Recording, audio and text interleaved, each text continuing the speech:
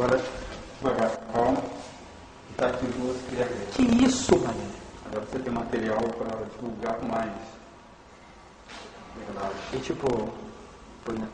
Caralho, muito doido isso, cara. Coisa mais maluca que eu já vi na minha vida. Muito... Tá dormindo ele? Não, ele fica sempre assim calminho, mas ele tá percebendo tudo que tá acontecendo.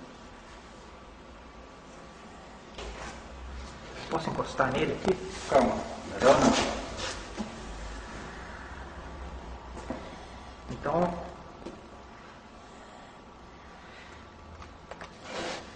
E o escuro? Ele não tem problema nenhum, né? Não. Caraca, que loucura, mano. Posso chegar mais perto? Não. Vai com calma, então. Tá podendo assustar porque ele pode reagir negativamente com a câmera. E aquela parada dele falar, cara? Ele é sempre quietinho assim, meio paradão. Ele fica sempre assim.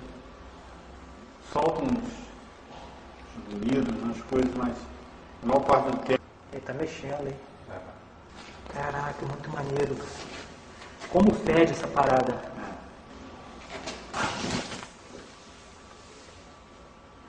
Canal todo babado aqui, ó. Não só babado, como. É como animal. Mas bem que ele tá. Percebendo tudo que está acontecendo, mas é só não ter movimentos bruscos que ele. Juca, ela... É melhor não chamar. Pô, deixa eu chegar pertinho.